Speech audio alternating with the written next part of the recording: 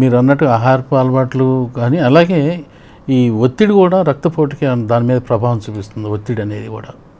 ఇప్పుడు మనం ఈ బీపీకి కారణాలు ఏంటని విశ్లేషిస్తే ఇందాక అనుకున్నాం ఎన్విరాన్మెంటల్ ఫ్యాక్టర్స్ అని. అంటే ఏంటంటే మనం ఆహారంలో ఉప్పు అధికంగా తీసుకుంటే బీపీ వచ్చే అవకాశం ఉంది. అలాగే హై ఫ్యాట్ డైట్, ఈ కొవ్వు పదార్థాలు ఎక్కువ ఉన్నటువంటి మాంసాహారం కానివ్వండి, ఇతర ఫ్యాట్స్ ఎక్కువ ఉండే ఆహారం తీసుకుంటే వచ్చే అవకాశం ఉంది. తర్వాత ఒబిసిటీ, అంటే అధిక బరువు ఉన్న వాళ్ళకి బీపీ వచ్చే అవకాశం ఉంది. అలాగే శారీరక శ్రమ లేకుండా సెడెంటరీ లైఫ్ ఉండే వాళ్ళకి వచ్చే ఉంది. మానసిక ఒత్తిళ్ళు ఎక్కువ లోనైన వాళ్ళకి బీపీ వచ్చే అవకాశం ఉంది. అలాగే ఆల్కహాల్ కూడా ఎక్కువగా అధిక మోతాదులో వాడే వాళ్ళకి బీపీ వచ్చే అవకాశం ఉంది. స్మోకింగ్ వల్ల బీపీ వచ్చే అవకాశం ఉంది. తర్వాత కాఫీ కూడా ఎక్కువ తాగినా కూడా బీపీ వచ్చే అవకాశం ఉంది. ఇవన్నీ ఈ మన ఎన్విరాన్మెంటల్ ఫ్యాక్టర్స్, మన లైఫ్ స్టైల్లో ఉండేవి.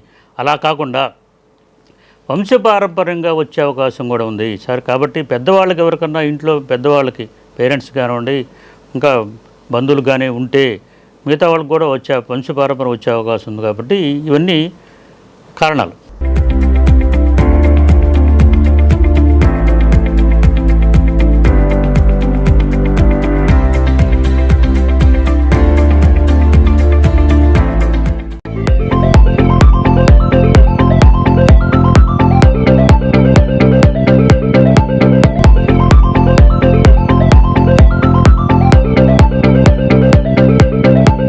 Subscribe to our YouTube channel.